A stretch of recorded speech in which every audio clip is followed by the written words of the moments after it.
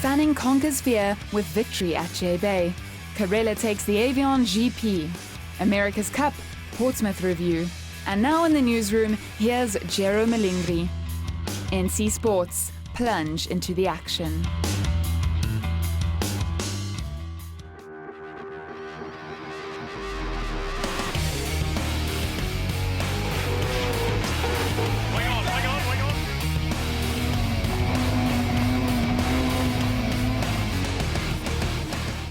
Welcome back to the latest NC Sports edition. I'm Jero Malingri, and we've got plenty of action coming your way with top highlights, results, and exclusive insight from all major events. So let's take the world tour with today's lineup. On top story, closure and a major victory for an outstanding Mick Fanning at J-Bay, while Florence and Medina close the gap on Wilkinson. Special guest Tasha Mentasti links in from South Africa with the analysis. France goes center stage as Alex Carella clinches the Formula One GP in Evian. And Lorena Lemonade rules the Atlantic stage of the Tour of Voile. Then a Solar Boat Challenge in Monte Carlo. Guadalupe sails the Classics, and the Kitefoil Gold Cup returns to Italy. The America's Cup World Series hits Portsmouth, UK.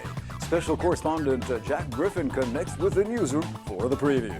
Plus, offshore sailing as the Quebec Saint-Malo and the Clipper Race aim for the finish line, and much more. All eyes were on Mick Fanning's return to South Africa's Jeffrey Bay Pro last week as the Aussie champ tackled his worst fears head-on after last year's harrowing shark attack during the WSL live broadcast of the final. Now, no one had any doubt that the rider of Fanning's caliber would step it up. No one had anticipated such a strong comeback. Andy Van Zyl has today's top story.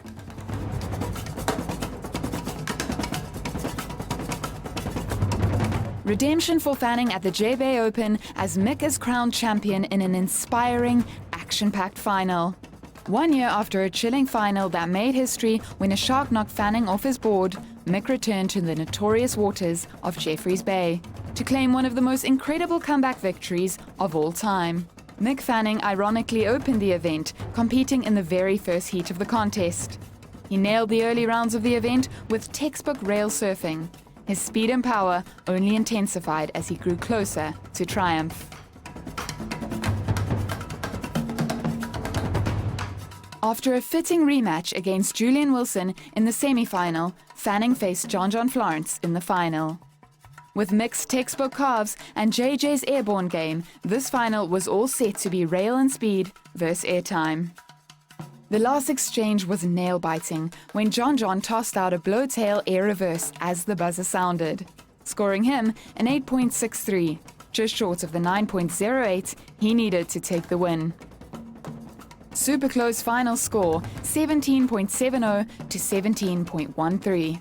This is now the fourth and likely to be the most memorable victory for Fanning at J-Bay.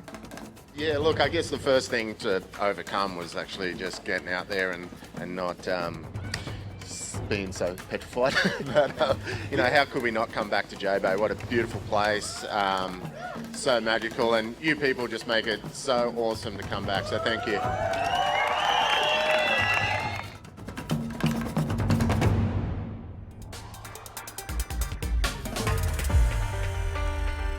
What an incredible story of closure for Mick Fanning, who put the entire shark ordeal behind him with a win. Now we have Tasha Mentasti, liaison for the WSL at J-Bay Pro, connecting with us for some exclusive insight from South Africa. Hello Tasha, thanks for linking up with NC Sports. So you were there and saw Fanning's win up close. He was simply on fire from the first to the last wave. What was it like? Yeah, hello NC Sports, and greetings to everyone from Jeffreys Bay. And Mick Fanning actually arrived early. He was 6 days early, getting prepared to get into the cold water of Super Tubes, and he had a upper ankle strain, so was actually off his feet for 5 days before the event started. Surfed his first heat after not surfing for 5 days and just slowly, gradually built his momentum up. So it was incredible to actually witness. We saw that JJ Florence came out just narrowly defeated, but with this second final in 2016, at this point he's now edging in on Matt Wilkinson, who still holds on to the yellow jersey. Give us the pulse from what you saw. Has JJ found his focus this season? You know, John Florence is he's such a talented surfer, and he actually visits South Africa quite a lot. He's got a great group of friends here, and he was out before the sunrise every morning while he was here in Jeffreys Bay, no matter how big it was or small it was, or what even type of wind was blowing. And I think he is focused, but he was just having a lot of fun, spending a lot of time in the water. Super Tubes is such an excellent wave. It's just such a perfect wave. It's pretty difficult to get it wrong, and he's been coming here for a long time. So John's looking good. Now, well, he's definitely never been this high up the rankings. We're just beyond the season midpoint, and it's still very much an open tour. Now, Wilkinson's going to have to fight back, and besides Florence, we got Gabriel Medina and Adriano de Souza, both Brazilian world champs, very much on his heels. So, at this point, what are the background forecasts? What's the chatter there? Yeah, you know, in the locker rooms, there's a lot of chat, and Medina's just looking so consistent. He's been consistent all year. He's still super confident. John, like I said, focused and determined and just looking so casual and in control. Wilco was super disappointed with his early loss at the J-Bay Open this year. You could see it when he got out the water, but he's got a great team behind him, a great support team. Glenn Hall, his coach, is right by his side. He's still looking good. Felipe Toledo, another one to look out for. He hasn't had the results he's wanted, but he's definitely hungry for that world title. And I know as a Brazilian, they'd like to take that world title home. And then from South African shores, Jordy Smith. Yeah, we would like to see him up in the top 5. J-Bay is sort of a national treasure in South Africa, and Jordy Smith did a great job making it to the quarters, and now is 7th in the world rankings, and he must have had a lot of home support. Tell us how significant and felt this event is locally. Yeah, you know, Jordy Smith is the only South African on the championship tour. He's got a huge fan base here, so a quarterfinal finish is not a bad result. He was looking good though, and if that swell had to arrive, I think we would have seen Jordy in the finals. Unfortunately, it was a bad call a little bit from the organizers just to run one heat of that quarterfinal round. Jordy Smith is 6'3", trying to surf a 1 foot wave out at Super, so it's not an easy one. We'll definitely see him back next year, and I personally hope to see him win the event again. Obviously, the shark issue was a big issue. What did you guys do different this year? How has the safety procedure been upgraded? Okay, well, you know, with the encounter that Mick Fanning had last year with the shark, we have upgraded our water safety team and our water safety plan quite significantly. This year, we brought in a supplier called Cleverboy, who you pretty much put sonars out in a certain radius of the surf break, and it is able to read the different sized marine life that comes through the Super Tubes break and be able to give a warning signal. If it's a red light, it's something that the water safety team in the water, the jet skis and the boats can go and check out. But we had no issues this year. We had a lot of dolphins every day. You saw the dolphins there, so you had no intruders. No intruders. And we had the odd little shark, like 2-meter sharks coming through the break, but nothing of significance and nothing to worry about. We also had aerial and drone footage. So we had an airplane that would fly and do aerial surveillance every day on surf days, as well as 5 jet skis in the water with sonar on those jet skis and a boat to assist. So yeah, a really big water safety plan and team, and something that worked really well. And the WSL is considering utilizing that at other events, other CT events. It's been very interesting, very successful from the water safety team this year. Everyone was stoked, and yeah, just looking forward to next year. Well, Tasha, thank you. Our time is up, unfortunately, but let's do this again, and thank you for this great insight from J-Bay. Thank you. It's been an absolute pleasure. Alex Carella powers up at the F1 H2O Evian GP. Lorena Lemonade rules the Atlantic stage at the Tour France Voile, while Dutch crews dominate and smash speed records at the Monaco Solar Boat Challenge. And Guadeloupe Island goes traditional. Nautical Channel was on the spot. It's all coming up next on the NC Sports Briefs.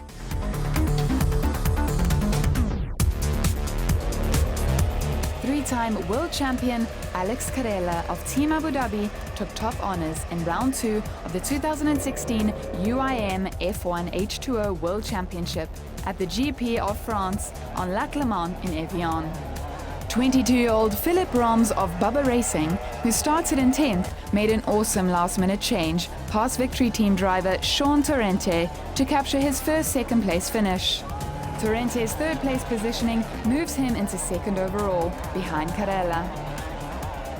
Racing on home waters, defending two-time world champion Philippe Chupp was knocked out of the top spot and into third overall when his engine died on the 21st lap.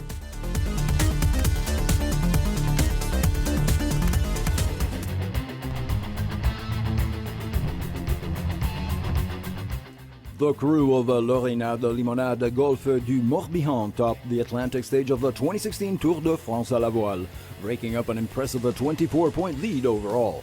With wins in both of the coastal and inshore races in Baden, De La Pierre and Salomon are now ahead of Crédit Mutuelle Bretagne and Grandeur Nature Véranda. The new tour on the DM24 Trimarans is already tackling the first legs of its Mediterranean phase, which will take the fleet from Grosses in Spain to Marseille.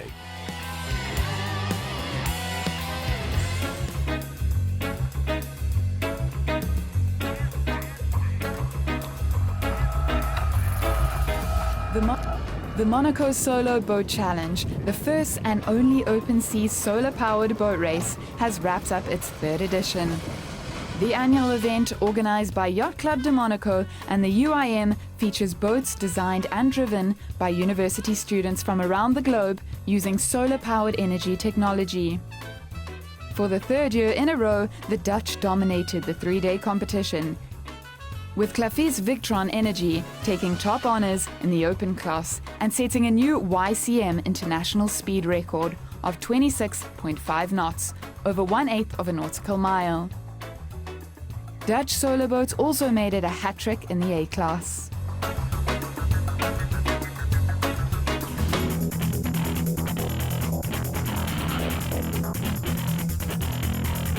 Guadeloupe Island showed off all its nautical legacy last week with the annual Tour de Guadeloupe en voile traditionnelle, now in its 15th edition. Celebrating the famous canot sans toit used by local fishermen up until the 1950s, the race unfolds in 8 legs over a 162 nautical mile course around the island. Scoring a total of 42 points, Claude Tellier, holding Orange Sopima, edged out Jean-Félix Forbin in second place with Navitour, and Carl Chipotel closing in third on GRC Hélène. Stay tuned for extended specials on this 2016 Tour de Guadeloupe en voile traditionnelle, only on Nautical Channel.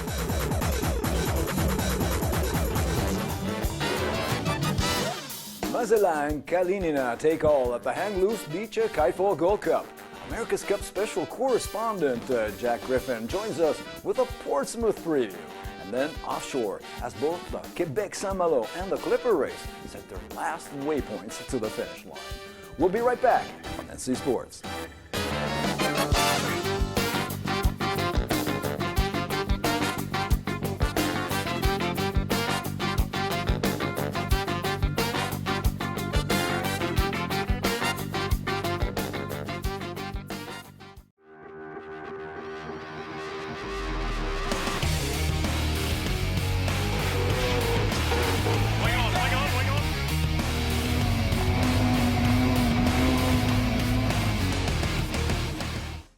We're back on NC Sports. Now, kitefoiling has been around for a few years now, but in the last couple of seasons, the IKA has been bringing the discipline to new heights in the prospect of taking it to the Tokyo Olympics in 2020.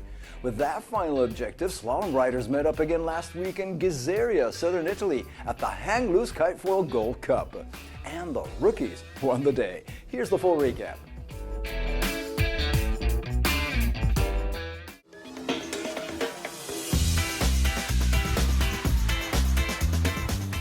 the world's fastest kitefoilers hit the waters for the season opener of the IKA Kitefoil Gold Cup at Hang Loose Beach in Gizeria, southern Italy. Marked by unexpectedly strong and shifty winds, competition was tight, with the top three of the men's 62 riders closing within the narrowest of margins. 18-year-old Frenchman Axel Mazella triumphed overall, beating out the reigning champion Monegasque Maxime Nocha by just 1 point, who in turn finished just 3 points ahead of Britain's Ollie Bridge. 8 riders battled it out on the women's camp, with Russia's Elena Kalinina clinching the win after a rocky start. Alexia Fancelli from France took the runner-up spot, and Irish rider Jade O'Connor captured third.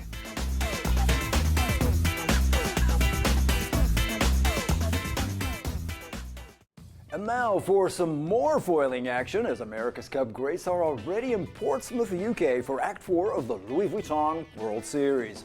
So it's time to ask Jack. As resident expert, Jack Griffin is now joining us with some exclusive insight. Hello, Jack, and thanks for connecting with us. Now, the teams are not going at full speed ahead with their AC35 campaigns, and several new test boats are on the water. What's new there? Are there evident different design philosophies? Yeah, hi, Darrow. Good to be with you again. Absolutely. Well, now, of course, we've got all 6 teams with their test boats on the water. Oracle and Artemis launched theirs in San Francisco way back in February 2015. It seems like years ago. And now Team France and Team New Zealand are the last 2 boats to have been launched. The boats obviously have to be pretty much the same because they're all trying to target these things to be very much like the America's Cup class race boats. But we do see some subtle differences. We've got the British, so Ben Ainslie Racing and Team New Zealand have both hung their rudders on extensions off the stern of the boat, whereas Team France, for instance, has, for money-saving reasons, just built the exact same rudders that they're going to move over to the race boat. So we've got all of the teams testing these boats and working on getting ready for next year. Let's take a sneak peek now at these new AC45 test boats. I mean, they're not as impressive as the old AC72s we saw in San Francisco, but don't be fooled, because they can be just as fast and powerful. Oh, Jero, they're going to be faster. So you're absolutely right. They are not as impressive looking. It's a crew of 6 guys instead of 11 like we had on the AC72s. They don't have a Gennaker or a Code Zero, so there's less for us to be seeing the crews doing in maneuvers. But in terms of speed, they're already faster than the AC72s. But the other thing is that the AC72s were relatively primitive in terms of the systems for controlling the foils and being able to do the maneuvers, the foil-to-foil jibes, and we didn't see foiling tacks. These boats, we're going to be seeing the sailors being able to do foiling tacks, foiling jibes. The systems will be much better in terms of giving them controlled flight. And so these boats are going to be really, really impressive to watch them sailing. Now, you've been taking the pulse of these teams for some time now, Jack. They're halfway through the World Series. What can we expect from Act 4 in Portsmouth? Act 4 in Portsmouth is going to be very interesting because if you look at the leaderboard, we've got Team New Zealand at the top with 295 points, and then Ben Ainslie Racing and Oracle Team USA are tied on points at 285, just 10 points behind them. Ben Ainslie has got his regular crew, except for Giles Scott, his tactician, who's off in Rio getting ready to sail in the Finn class. The Oracle lineup is the same as it usually is with all of their top guys. Team New Zealand, the top of the leaderboard, is completely different because Pete Burling, their red-hot helmsman, is off in Rio getting ready to go after the 49er competition there. So Glenn Ashby moves on to the helm. The other team that has a big change in the lineup is Artemis Racing. Guess why? Because Nathan Outeridge is off in Rio getting ready for the 49er. He and Pete Burling will be actually going at it there, but that's another story. Here in Portsmouth, the story is that Francesco Bruni steps onto the boat as the helmsman, and he has not even raced one of these boats, even as a crewman in the past. So he has a real big ask in front of him. So things really, really mixed up. I'm expecting to see some really tight racing. And of course, you've got Ben Ainsley Racing. They want to win in front of the home crowd like they did last year here. And now let's hear in what Spithill and Barker and Kama had to say about Portsmouth. And then we'll be right back, Jack.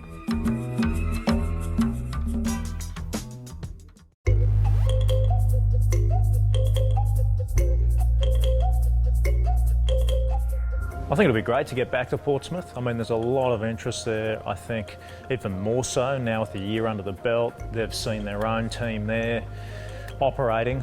And look, I think it'll be bigger and better than ever. Yeah, we really want to put in a good showing in Portsmouth, and we know how difficult a venue that is from our experiences there last year, and we're going to have to be really on our game to be able to match or better where we were in Chicago. Oui, c'est un nouveau chapitre. On va enfin pouvoir naviguer sur le bateau quasi similaire au bateau de la Coupe. Yeah, it's a new chapter. We're going to sail a boat that is almost similar to the boat for the Cup, and we know that it's an upgrade in the way we sail and maneuver compared to the 45 for the World Series. So we know there's lots to learn, and we are eager to master the sailing and at the same time develop the boat and the tech. Et aussi parallèlement, évidemment, développer le bateau et la technique.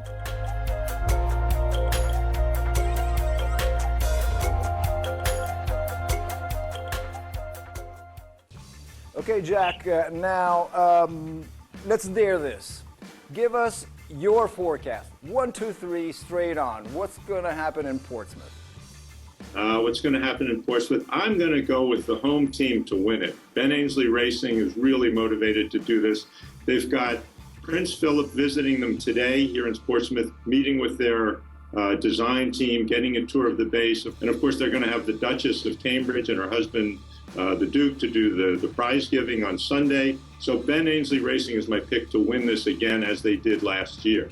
I'm going to have to go with Oracle Team USA to take second place. They're just always strong. They're hungry. They'd love to win this regatta. They haven't won one yet, even though they've been on the podium all of the times except for Chicago.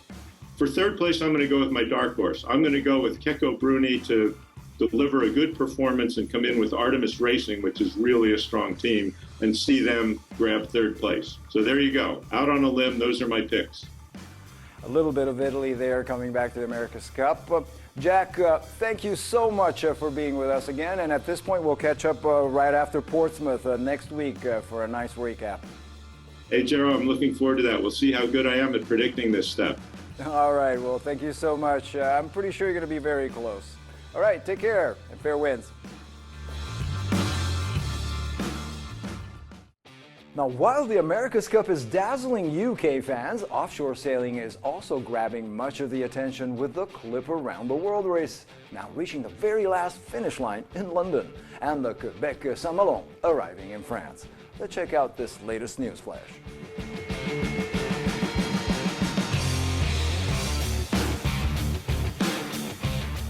Jan Guichard, Donna Bertarelli, and a star-studded Spindrift 2 crew smashed the speed record at the Transat Quebec Saint-Malo. Holding averages of 21 knots, the Swiss team in the Ultime class covered the 2,900 nautical miles up the St. Lawrence River and across the Atlantic Ocean in 6 days, 1 hour, 17 minutes, and 41 seconds. In the multi-50s, Team Arkema crossed the finish line in first place on Wednesday, while the Class 40s are expected into port early next week.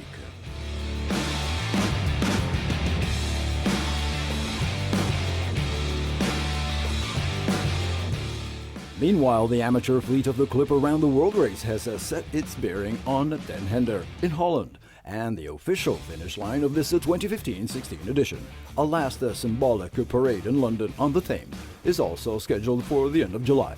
Currently fighting for victory are El Max Exchange and Derry London Derry Dwar, just 9 points apart after 8 legs and 13 overall races around the globe.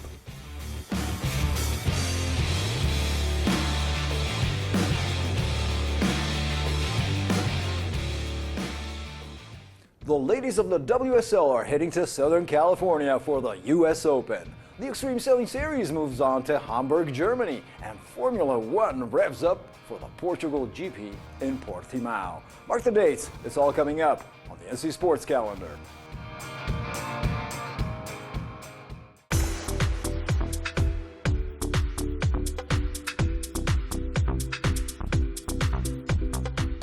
The US leg of the WSL Women's Championship Tour gets underway from July 25th to July 31st, with the Vans US Open of Surfing in Southern California's Huntington Beach, aka Surf City. Courtney Conlogue will seek to maintain her lead as the CT hits into the second half of the season, chased by Carissa Moore in second and Joanne Defay, winner of last year's edition, in third.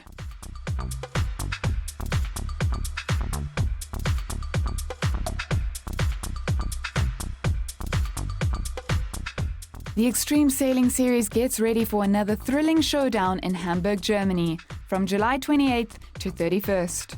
With its strong tides, shifty winds, and passing traffic, the River Elbe will make this fourth leg of the series a challenging one indeed. Of the 9 teams battling it out this year on the hydrofoiling GC32s, Oman Air is currently out in front with 35 points, followed by Red Bull with 32 and Alingri with 30.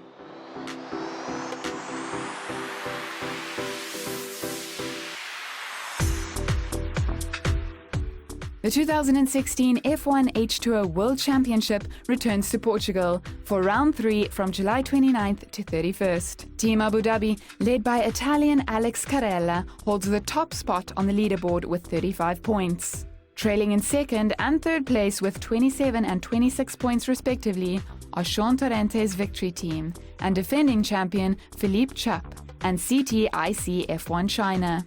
Norway's Marit Stromoy, currently in 6th position with EMIC Racing, made history in Portimao in 2011 when she beat out her male rivals to capture pole position.